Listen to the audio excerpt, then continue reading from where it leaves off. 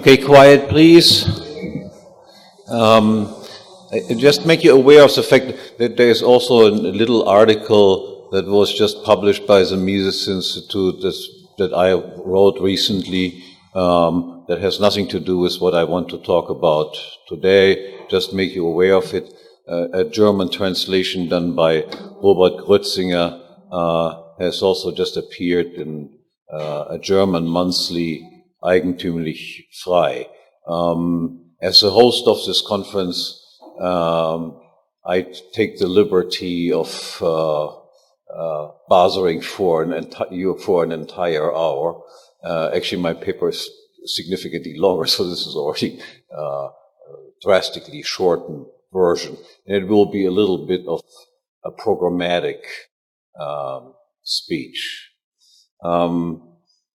So let me begin with a few remarks on libertarianism as a pure deductive theory.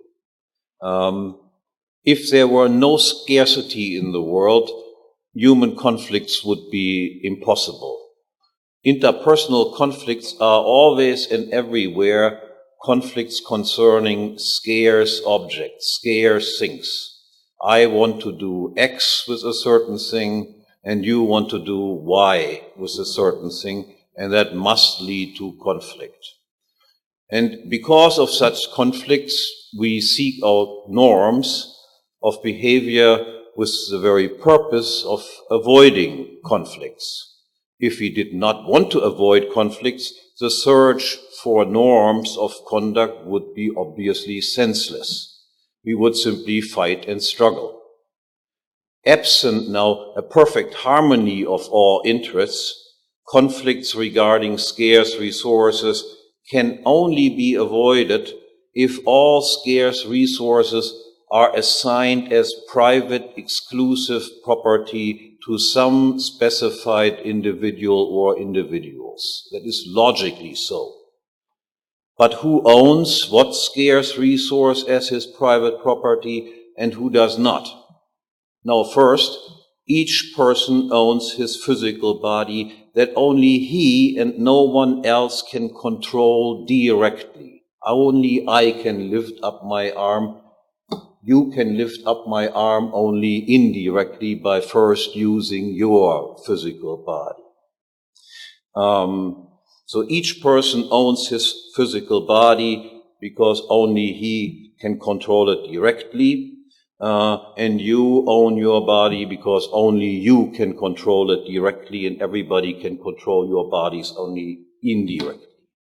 Otherwise, if body ownership were assigned to some indirect body controller, conflict would become unavoidable, as a direct body controller cannot give up his direct control over his body as long as he is alive.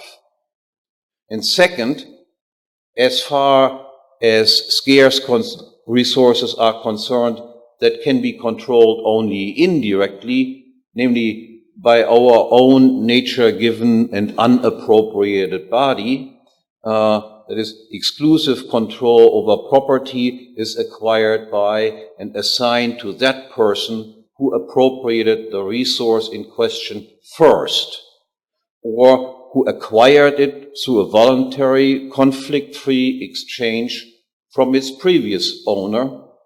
For only the first person, the first appropriator of a resource, and all later owners connected to him through a chain of voluntary exchanges, can possibly acquire and gain control over this resource without a conflict, that is, peacefully. Otherwise, if exclusive control is assigned instead to latecomers, conflict is not avoided, but contrary to the very purpose of norms, conflict is made unavoidable. Now, let me emphasize that I consider this theory essentially irrefutable, as a priori true. In my estimation, this theory, which I'm only indicated now, of course, this theory represents one of the greatest, if not the greatest, achievement of social thought. It formulates and codifies the immutable ground rules for all people everywhere who wish to live together in peace. And yet, this theory, of course, does not tell us very much about real life. To be sure, it tells us that all actual societies, insofar as they are characterized by peaceful relations, adhere, whether consciously or unconsciously, to these rules.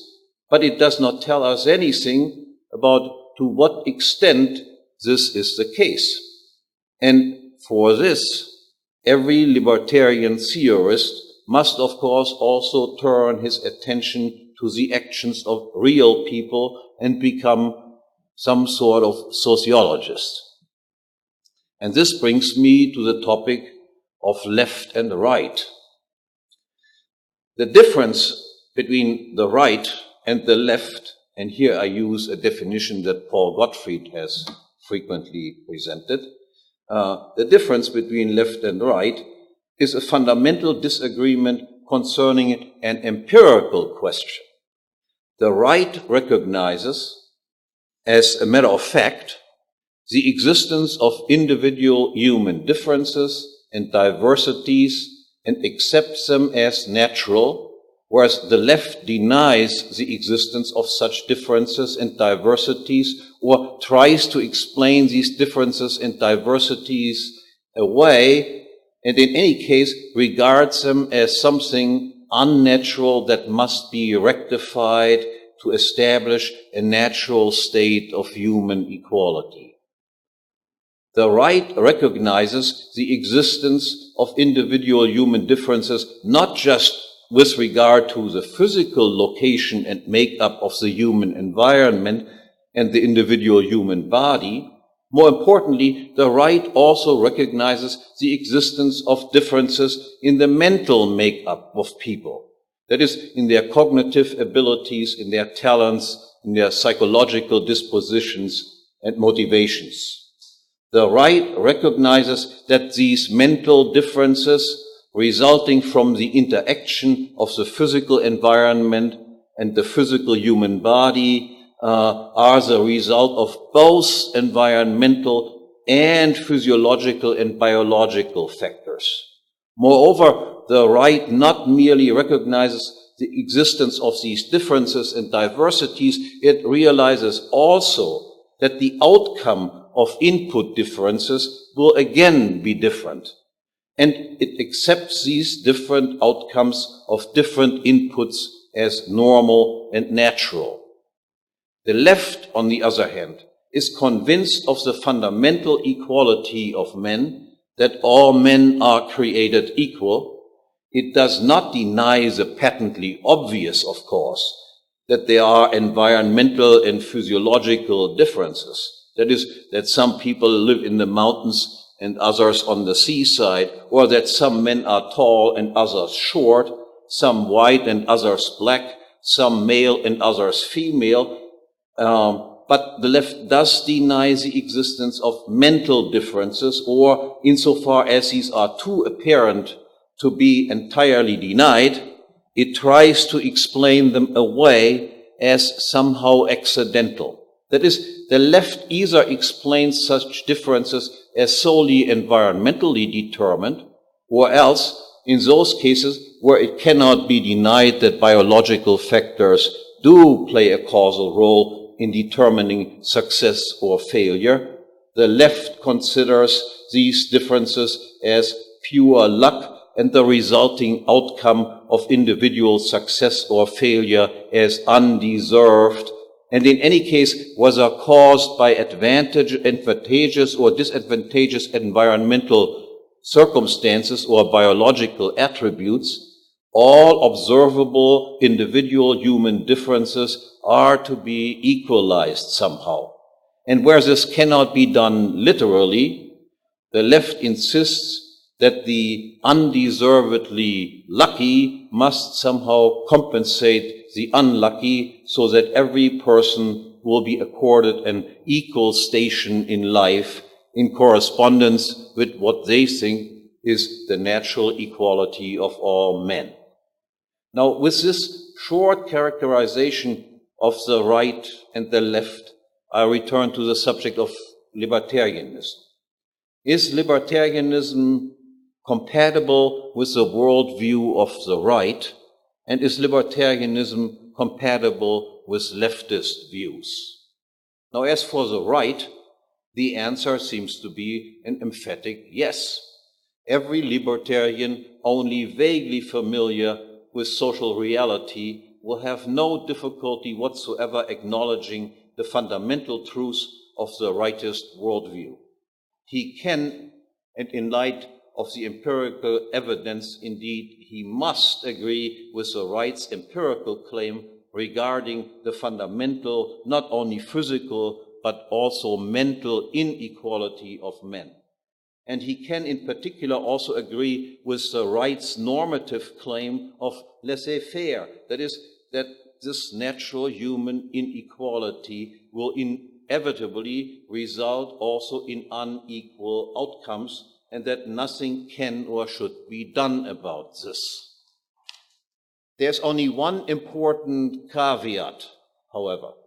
While the right may accept all human inequalities, whether of starting points or of outcomes as natural, the libertarian would insist that only those inequalities are natural and should not be interfered with that have come into existence by following the ground rules of peaceful human interaction that I mentioned at the beginning. Inequalities, however, that are the result of violations of these rules do require corrective action and should be eliminated. The required corrective action, however, is not motivated by any kind of egalitarianism, but by the desire for restitution.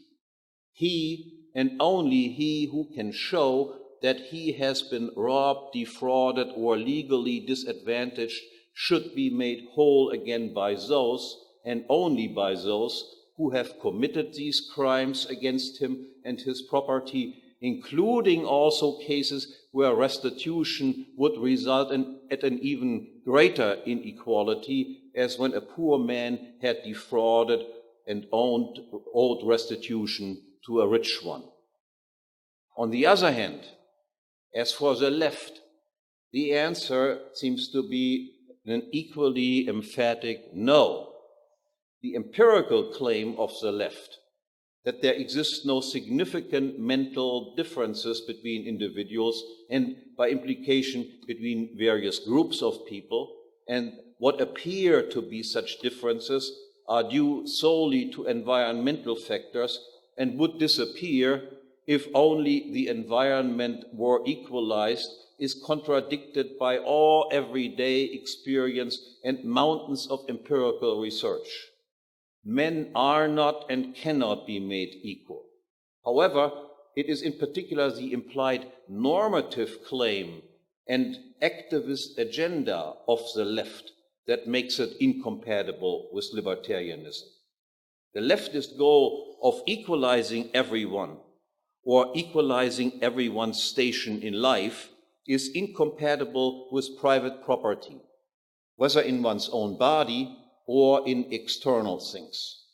Instead of peaceful cooperation, it brings about unending conflict and leads to undecidedly unegalitarian establishment of a permanent ruling class, lording it over the rest of us as their material to be equalized. There exist countless individual human differences, and there exist even more differences between different groups of individuals, since each individual can be fit into countless different groups. It is the power elite that determines which of these differences, whether of individuals or of groups, is to count as advantageous and lucky, or disadvantageous and unlucky, or as completely irrelevant.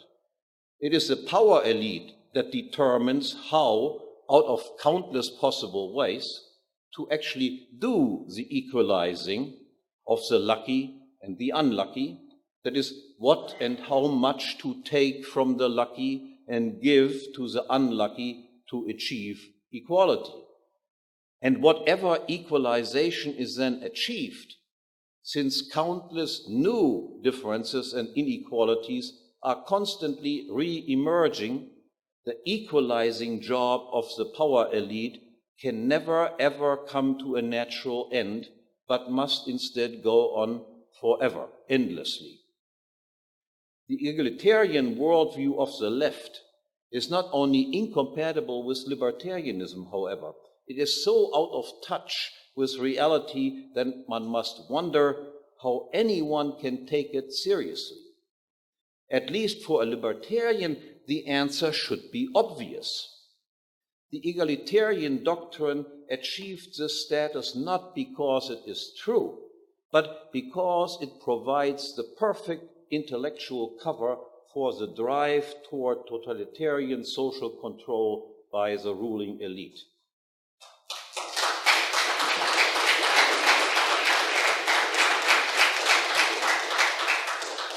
The ruling elite therefore enlisted the help of the intelligentsia, or the chattering class, and it was put on the payroll or otherwise subsidized, and in return it delivered the desired egalitarian message, which of course the intelligentsia knows to be wrong, yet which is enormously beneficial to their own employment prospects.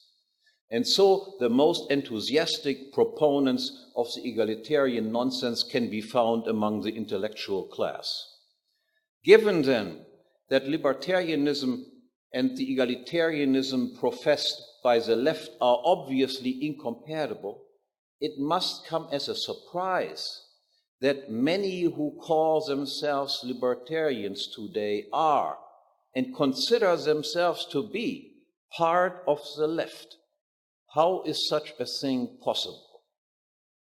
Now, what ideologically unites these left libertarians, who refer themselves as left libertarians, is their active promotion of various anti-discrimination policies and their advocacy of a policy of free, non-discriminatory immigration. But how is it possible to reconcile this anti-discrimination stand with private property, which all libertarians are supposed to regard as the very cornerstone of their philosophy, and which, after all, means exclusive property and hence logically implies discrimination? The short answer is by placing all current private property and its distribution among distinct people under moral suspicion. With this claim, the left libertarians fall, so to speak, in the opposite error from that committed by the non-libertarian right. As indicated, the non-libertarian right commits the error of regarding all, or at least almost all, current property holdings, including in particular also the property holdings of the state, as natural and just. In distinct opposition to this, a libertarian, as I mentioned before, would recognize and insist that some present property holdings and all, or at least most, state holdings are demonstrably unnatural and unjust, and as such require restitution or compensation. In reverse, the left libertarians claim that not only all or most state holdings are unnatural and unjust, and from that admission, of course, they derive their title to be libertarians, but they also insist or claim that all or most private property holdings are natural and unjust, or at least under moral suspicion. And in support of this claim, they point to the fact that all current private property holdings and their distribution among various groups of people have been affected, altered, distorted, and so forth by prior state action and legislation, and that everything would be different and no one would be in the exact same position and place he currently is, had it not been for such prior state interference. Now, without any doubt, this observation is of course correct, but from this indisputable fact, it does not follow that all or most current property holdings are morally suspect and in need of any rectification. To be sure, state property must be restituted because it has been unjustly acquired. However, I will not concern myself in this speech with this particular subject, how the privatization of state property should occur. I've done that at other places. Rather, it is the further reaching claim that past injustices also render all or much of current private proper holdings morally suspect, which does not follow and which is certainly not true. As a matter of fact, at least for the Western world, most private holdings are likely just, irrespective of their history, unless and except in such cases in which a specific claimant can prove that they are not. And the burden of proof, is on whoever challenges the current private property as it exists.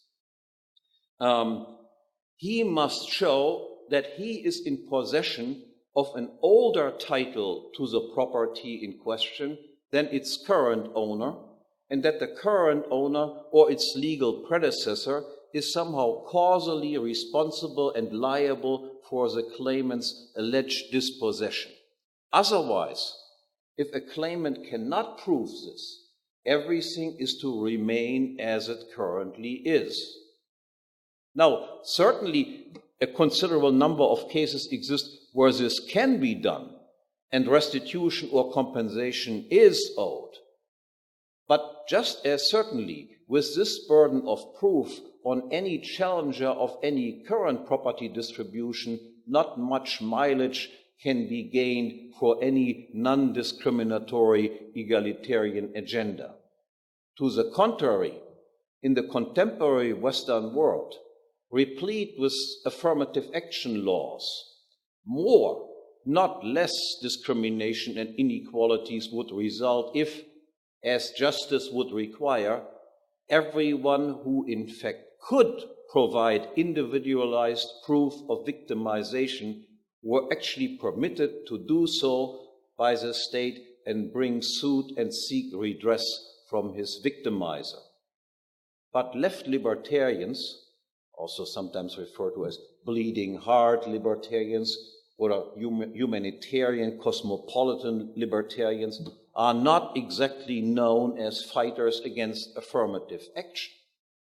Rather, and quite to the contrary, in order to reach the conclusion that they have decided in advance that they would want to reach, they relax or dispense altogether with the requirement for someone claiming victimhood of offering individualized proof of victimization. Typically, in order to maintain their intellectual status as libertarians, the left libertarians do so quietly, surreptitiously, or even unknowingly, but in effect, in giving up this fundamental requirement of justice, they replace private property and property rights and private property rights violations with the muddled notion of civil rights and civil rights violations, and they replace individual rights with group rights and thus become, in a way, closet socialists. Relieved of the burden of individualized proof of victimhood, the left libertarians are essentially unrestricted in their discovery of new victims and victimizers in accordance with their own presupposed egalitarian assumptions. To their credit, they recognize the state as an institutional victimizer and invader of private property rights. Again, and from this they derive their claim to be libertarians, but they see far more institutional and structural injustices and social distortions far more victims and victimizers, and far more need for restitution, compensation, and attendant property redistribution in the current world than only those injustices and distortions committed and caused by the state, and to be resolved and rectified by shrinking and ultimately dismantling and privatizing all state holdings and functions.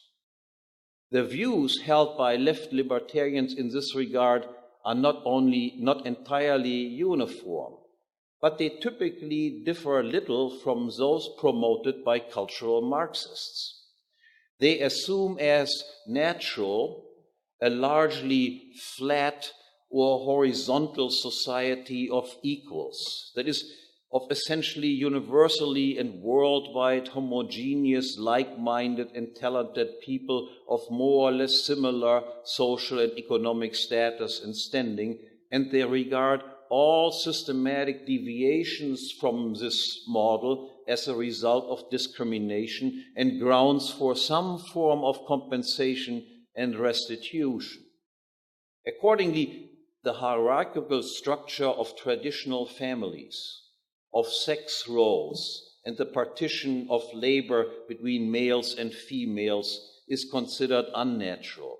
Indeed, all social hierarchies and ranks, vertical rank orders of authority, of headsmen and chiefs, of patrons and nobles, aristocrats and kings, of bishops and cardinals, and of bosses in general, and of their respective underlings or subordinates, are viewed with great suspicion.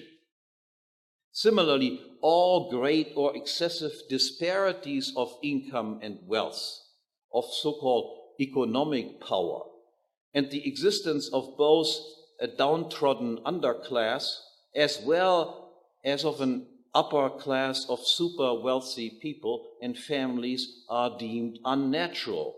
As well, large industrial and financial corporations and conglomerates are considered artificial creatures of the state, and also suspect, unnatural, and in need of repair according to them are all exclusive associations, societies, congregations, churches, and clubs, and all territorial segregation, separation, and secession, whether based on class, gender, race, ethnicity, lineage, language, religion, profession, interest, custom, or tradition, whatever it is. Now, from that vantage point, the victim groups and their victimizers are easily identified. The victims are, and you know the role of them, are women, blacks, browns, Jews, homosexuals, or more generally GLBTs, not to be confused with BLT sandwiches, gypsies, foreigners, strangers, and every down and out or otherwise exotically rare human specimen or minority. Accordingly, then, of course, the victimizers are the small part of mankind that is excluded from this definition. They are white, that includes Northern Asians. When I say white in the future, obviously Northern Asians are included here. Male, Gentile, straight people associating and consorting with their likes, that is, with other men and women of similar background and conduct. And among this small minority, in particular the most successful and wealthy ones, big industrialists, businessmen, bankers, and so forth. Now, while this view of human history strikes one as bizarre, to say the least, it coincides almost completely with the victimology also propagated by the cultural Marxists. Both groups only differ on the cause of this similarly identified, described, and deplored structural state of victimization. For the cultural Marxist, the cause is, of course, private property and unbridled capitalism. And for them, the answer how to repair the damage done is clear and easy. All necessary restitution, compensation, and redistribution are done by the state which they, of course, presumably control. Now, for the left libertarians, this answer obviously does not work. They are supposed to be in favor of private property and the privatization of state property. They cannot have the state do the restitution because the state is itself an illegitimate institution, because as libertarians, as I said, they're supposed to dismantle and ultimately abolish the state. Yet they want more restitution than only that which would result from the privatization of all so-called public property. But what? And on what grounds? Whenever there is individualized proof of victimization, that is, if some person A can demonstrate that another person B has invaded or taken A's property or vice versa, no problem exists. The case is clear. But absent any such proof, what else is it that the victimizers owe their victims? And on what grounds? How to determine who owes whom how much and of what? And how to implement this restitution scheme in the absence of a state and without thereby trampling on someone else's private property rights. Now, this poses the central intellectual problem for any self-described left libertarian. Not surprisingly, the answer given by them to this challenge turns out evasive and vague. From all I can gather, there's a wide literature on this, lots of people are involved in this movement. From all I can gather, it amounts to little more than an exhortation. As some keen observer of the intellectual scene has summarized it, this exhortation is, be nice. Or more precisely, you small little group of victimizers must always be especially nice, forgiving, and inclusive vis-à-vis all members of the vast majority of victims. That is the long, familiar list of everyone except white, heterosexual males, and so forth. And as for the enforcement of this, all victimizers not demonstrating proper respect to some victim class member, that is, victimizers who are nasty, unforgiving, or exclusive, or who say nasty or disrespectful things about them, must be publicly shunned, humiliated, and shamed into obedience. Now, at first sight, or hearing this proposal, how to do restitution may appear, well-meaning, harmless, and plain nice, because these are nice people after all. In fact, however, it is anything but nice and harmless advice. First off, why should anyone be particularly nice to anyone else? Apart from, of course, respecting everyone's private property rights in certain specified physical means and goods. To be nice, after all, is a deliberate action and takes an effort. There are opportunity costs. The same effort could also be put to other effects. Moreover, niceness must be warranted. Why should I be nice to people who are nasty to me? Indiscriminating niceness diminishes and ultimately extinguishes the distinction between meritorious and faulty conduct. Too much niceness will be given to undeserving people, and too little will be given to deserving ones, and the overall level of nastiness will consequently grow, and public life will become increasingly unpleasant. Moreover, there are also genuinely evil people doing real evil things to real private property owners. Most importantly, of course, the ruling elites in charge of the state apparatus, as every libertarian would have to admit. Now, one surely has no obligation to be nice to them. And why is it in particular the small minority of white, gentile, heterosexual males, and especially its most successful members, that owes some extra kindness to the vast majority of all other people? Why not the other way around? After all, most, if not all, technical inventions, machines, tools, and gadgets in current use everywhere and anywhere, on which our current living standards and comforts largely and decisively depend, originated with them. All other people, by and large, imitated what they had invented and constructed first. All others inherited the knowledge embodied in the inventor's products for free. And isn't it the typical white hierarchical family household of father, mother, their common children, and prospective heirs, and their bourgeois conduct and lifestyle, that is, everything that the left despises, disparages, and maligns? Isn't it that lifestyle and that social order that is the economically most successful model of social organization the world has ever seen, with the greatest accumulation of capital goods and wealth, and the highest average living standards?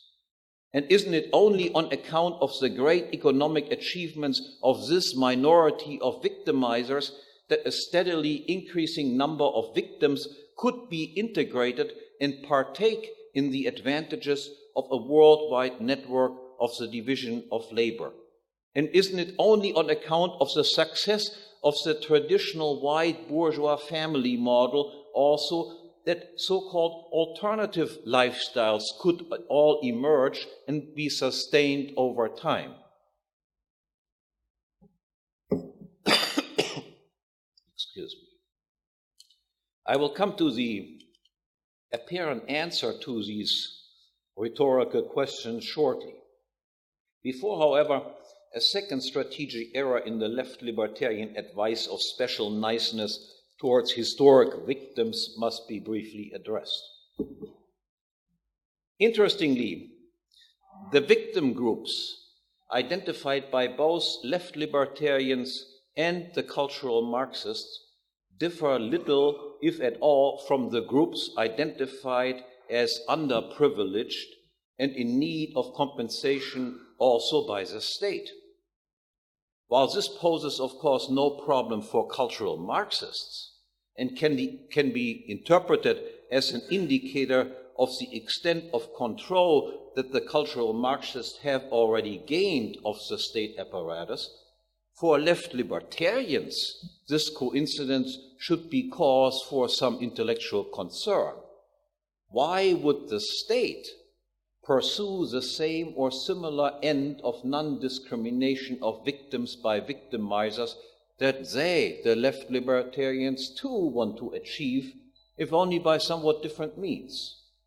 Now, left libertarians are typically oblivious to this question, and yet to anyone with only some common sense, the answer should be quite apparent.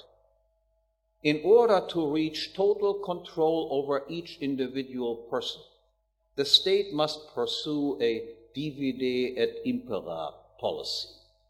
It must weaken, undermine, and ultimately destroy all other rival centers of social authority. Most importantly, it must weaken the traditional patriarchic, male-led family household, especially the independently wealthy family households, as autonomous decision-making centers by sowing and legislating conflicts between wives and husbands, children and parents, women and men, rich and poor.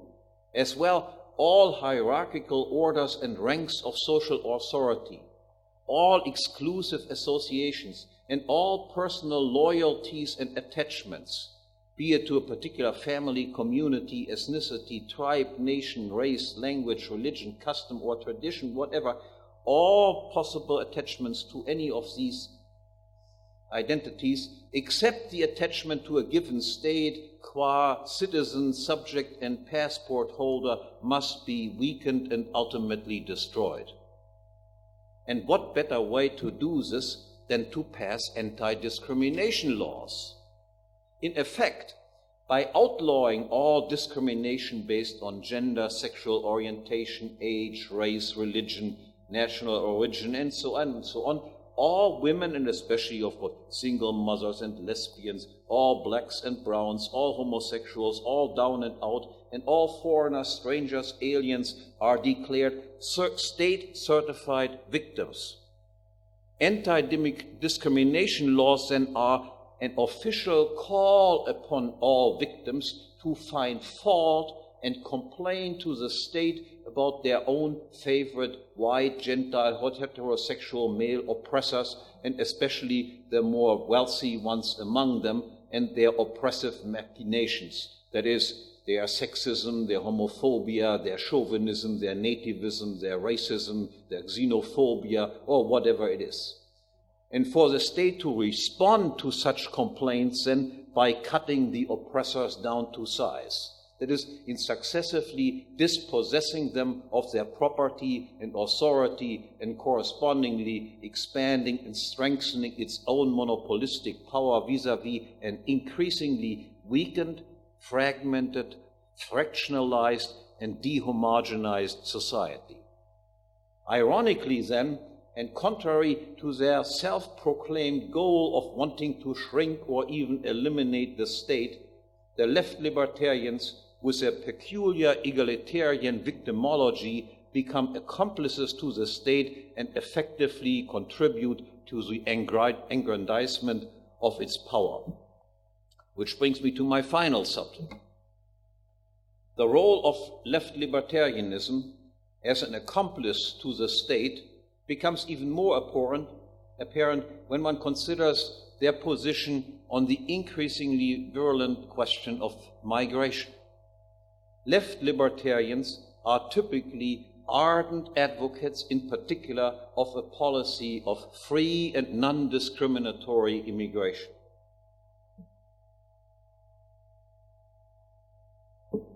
But on what grounds should there be a right to unrestricted free immigration? No one has a right to move to a place that is already occupied by someone else, unless he has been invited by the present occupant.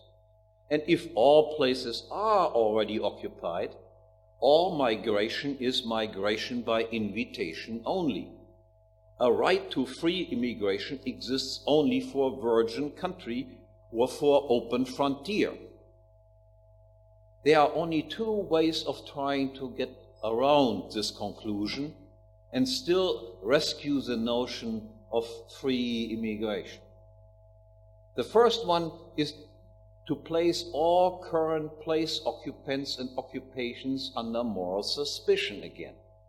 To this purpose, much is made of the fact that all current place occupations have been affected by prior state action, by war and by conquest, and so forth. But as I already explained in a slightly different context before, from this indisputable fact, it does not follow that any current place occupant has a claim to migrate to any place else, except, of course, when he owns that place or has permission from its current owner. The second possible way, the more popular possible way out among left libertarians, is to claim that all so-called public property, the property controlled by local, regional, or central governments, is akin to open frontier with free and unrestricted access. Yet this is certainly erroneous. From the fact that government property is illegitimate because it is based on prior expropriations, it does not follow that it is unowned and free for all. It has been funded through local, regional, national, or federal tax payments. And it is the payers of these taxes then, and no one else, who are the legitimate owners of all public property. In a world where all places are privately owned, the immigration problem simply does not exist. It vanishes simply. There exists no right to immigration. There exists only the right to trade, buy, or rent various places.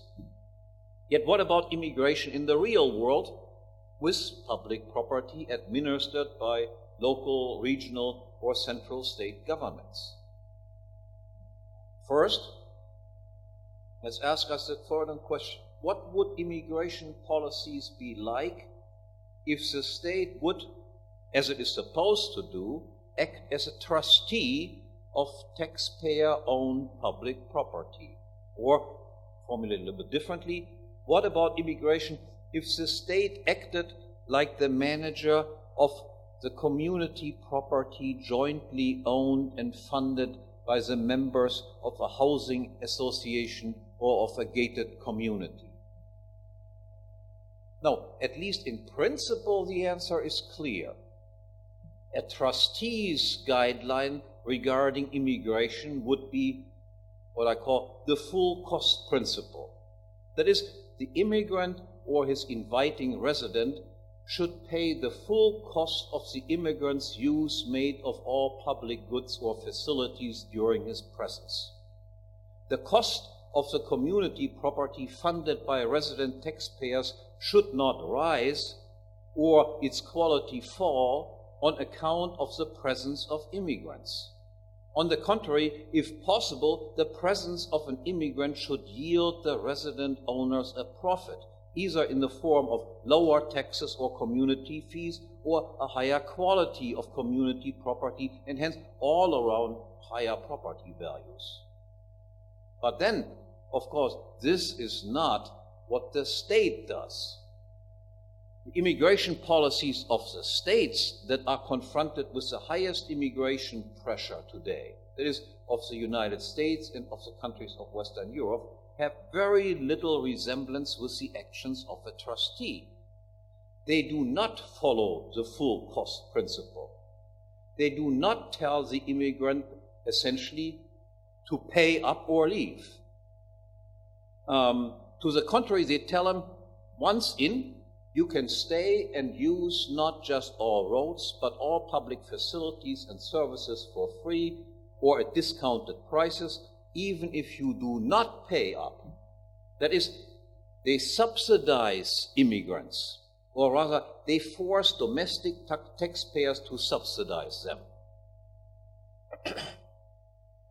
And they still further subsidize immigration or internal migration of immigrants at the expense of resident taxpayers in prohibiting, by means of non-discrimination laws, not only all internal, local entry restrictions, but also and increasingly all restrictions concerning the entry and use of all domestic private property. And as for the initial entry of immigrants, whether as visitors or residents, states do not discriminate on the basis of individual characteristics as a trustee would and as every private property owner would regarding his own private property, but on the grounds, on the basis of groups or classes of people, that is, based on nationality, ethnicity, and so forth. They do not apply a uniform admission standards, for instance, of checking the identity of the immigrant, of conducting some sort of credit check on him, and possibly charging him an entrance fee. Instead, they allow some classes of foreigners in for free without any visa requirements, as if they were returning residents. For instance, all Romanians and Bulgarians, irrespective of their individual characteristics, are now free to migrate to Germany or the Netherlands and stay there to make use of all public goods, facilities, and so forth, even if they do not pay up and live at German and Dutch taxpayers' expense. Similar for Puerto Ricans vis-à-vis the United States and US taxpayers, and also to a certain extent for Mexicans who are effectively allowed to enter the United States illegally as uninvited and unidentified trespassers. On the other hand, other classes of foreigners are subject to painstaking visa restrictions. Thus, for instance, all Turks, again, completely irrespective of their individual characteristics, must undergo an intimidating visa procedure and may be entirely prevented from traveling to Germany or the Netherlands even as tourists, even if they have been invited, even if they command over sufficient funds to pay for all costs associated with their presence. Now, resident owner taxpayers are thus harmed twice. Once by indiscriminating including some classes of immigrants, even if they can't pay up and won't pay up, and on the other hand, by indiscriminating excluding other classes of immigrants, even if they can pay up, have been invited, and all the rest of it. Left libertarians, interestingly, do not criticize this immigration policy as contrary to that of a trustee of public property, ultimately owned by the resident taxpayers, domestic taxpayers, however, that is, for not applying the full cost principle and accordingly wrongly discriminating. But they criticize the current immigration policy for discriminating at all. Free, non-discriminatory immigration for them means that visa-free entry and permanent residency be made available to everyone, that is, to each potential immigrant on equal terms, regardless of individual characteristics or the ability to pay for the full cost of one's stay. Now, to their credit, left libertarians recognize some of the consequences of this that policy would have in the present world. Absent any other internal or local entry restrictions concerning the use of domestic public properties and services, and increasingly absent also all entry restrictions regarding the use of domestic private property, owing to the existence of non-discrimination laws, the predictable result would be a massive inflow of immigrants from third and second world countries into the United States and Western Europe, and the quick collapse of the current domestic welfare state system. Yet why would this be a desirable goal for anyone calling himself a libertarian? True enough, the tax-funded public welfare system should be eliminated root and branch. But the inevitable crisis that a free immigration policy would bring about does not produce this result. What left libertarians typically ignore in their almost nonchalant and even sympathetic appraisal of the predictable crisis is the fact that the immigrants who caused the collapse are still physically present when it occurs. For the left libertarians, this fact does not imply a problem. For them, since all people are more or less equal, and hence an increase in the number of immigrants has no more of an impact than an increase of the domestic population through higher birth rates, for instance. For every social realist, however, indeed for everyone with any common sense, this premise is patently false and potentially dangerous. 1 million more Nigerians or Arabs living in Germany, or 1 million more Mexicans or Hutus or Tutus residing in the United States, it's quite a different thing than 1 million more homegrown Germans or homegrown Americans. With millions of third and second world immigrants present when the crisis hits and the paychecks stop coming, it is highly unlikely that a peaceful outcome will result and a natural private property-based social order will emerge. Rather, it is far more likely and indeed almost certain that civil war, looting, vandalism, tribal and ethnic gang warfare will break out instead, and the call for a strong state will become increasingly unmistakable. One might ask then, why does the state not adopt the left libertarian immigration policy and grasp the opportunity offered by the predictable crisis to further strengthen its own power? A free immigration policy would further strengthen the tendency toward social dehomogenization, division and fragmentation, and it would further weaken the traditional white heterosexual male-dominated social order and culture associated somehow with the West. The answer as to why not appears simple. In contrast to left libertarians, the ruling elites are still realistic enough to recognize that besides the great opportunities for state growth, the predictable crisis would also entail some incalculable risk and could lead to social upheavals of such proportions that they themselves may be swept out of power and be replaced by other foreign elites. Accordingly, the ruling elites proceed only step by step on their path toward a non-discriminatory immigration policy of non-discriminatory multiculturalism. And yet they are happy about the left libertarian free immigration propaganda because it helps the state not just to stay on its current course of divide et impera, but to proceed on it at an accelerated pace. Contrary to their own anti-status pronouncements and pretensions then, the peculiar left libertarian victimology and its demand for undiscriminating niceness and inclusiveness vis-à-vis the long familiar list of historical victims, including in particular also all foreigners who are potential immigrants, actually turns out to be a recipe for the further growth of state power. The cultural Marxists, they know this, and that is the reason why they adopted this very same victimology. The left libertarians do apparently not know this, and are thus the cultural Marxist useful idiots, in order to use Lenin's term, on their march toward totalitarian social control.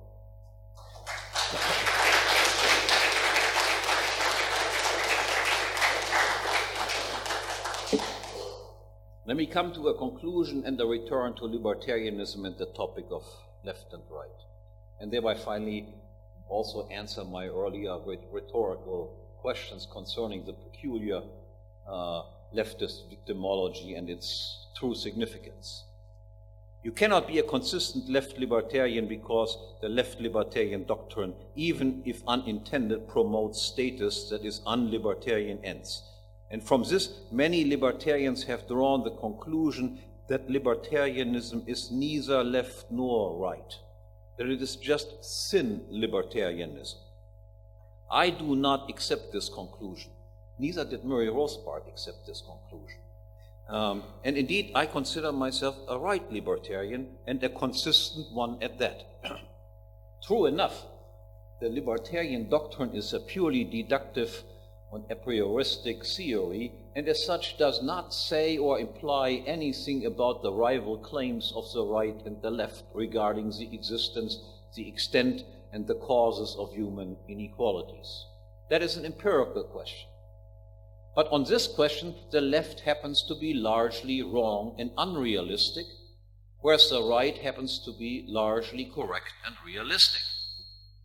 There can be consequently nothing wrong with applying a correct a prioristic theory of how peaceful human cooperation is possible to a realistic, that is, fundamentally rightist description of the world.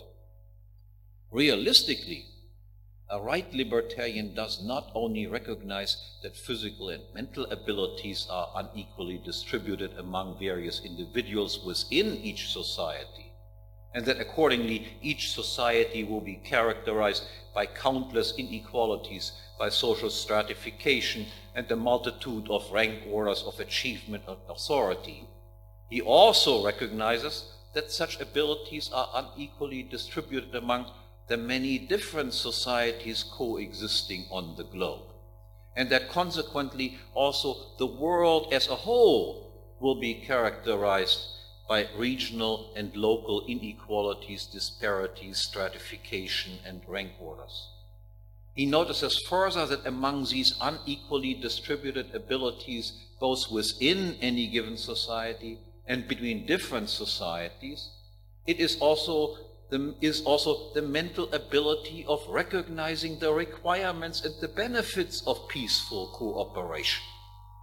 And he notices that the conduct of the various regional or local states and their respective power elites that have emerged from different societies is a good indicator for the various degrees of deviations from the recognition of libertarian principles in these very societies.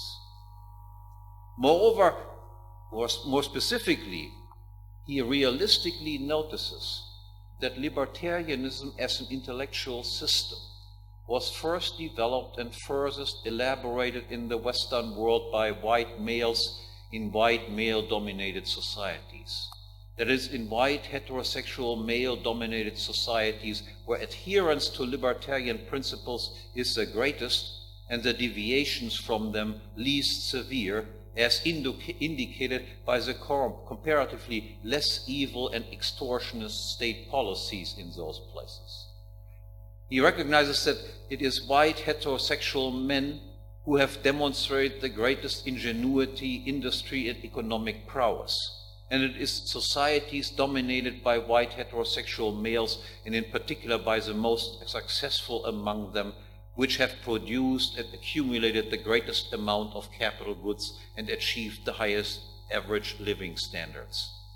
In light of this, as a right libertarian, I would of course first say to my children and my students, always respect and do not invade others' private property rights, and recognize the state as an enemy and indeed the very antithesis of private property. But I would not leave it at that. I would not say or silently imply that once you have satisfied this requirement, anything goes, which is pretty much what sin libertarians appear to be saying. I would not be a cultural relativist as most sin libertarians, at least implicitly, are. Instead, I would add, at a minimum, be and do whatever makes you happy. But always keep in mind that as long as you are an integral part of the worldwide division of labor, your existence and well-being depends decisively on the continued existence of others, and especially on the continued existence of white heterosexual male-dominated societies, their patriarchic or patrician family structures, and their bourgeois or aristocratic lifestyle and conduct.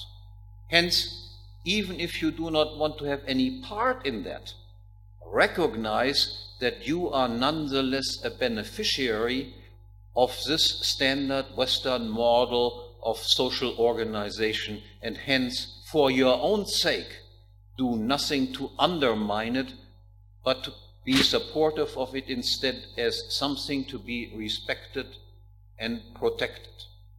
And to the long list of victims, I would say, do your own thing. Live your own black, brown, feminist, Jewish, homosexual life as long as you do it peacefully and without invading other people's private property rights. If and insofar as you are integrated into the international division of labor, you do not owe restitution to anyone, nor does anyone owe you any restitution. Your coexistence with your supposed victimizers is mutually beneficial. But keep in mind that while the victimizers could live and do without you, albeit at a lower standard of living, the reverse is not true. The disappearance of the entire victimizer class would imperil your very own existence. Hence, even if you don't want to model yourself on the example provided by white male culture, be aware that it is only on account of the continued existence of this model that all alternative cultures can be sustained at their present living standards, and that with the disappearance of this Western model as a global effective Leitkultur, the existence of many, if not all of your fellow victims would be endangered. This does not mean that you should be uncritical of the Western white male-dominated world. After all, even these societies most closely following the correct model also have their various states that are responsible for reprehensible acts of aggression, not only against their own domestic property owners, but also against foreigners. But neither where you live, nor anywhere else, should the state be confused with the people. It is not the Western state, but the traditional, normal, standard Western lifestyle and conduct of Western people, already increasingly under heavy attack by their very own state rulers and their drive toward totalitarian social control. It is these people and their culture that deserve your respect and of which you are a beneficiary. That's why I would call myself a right libertarian. Thank you.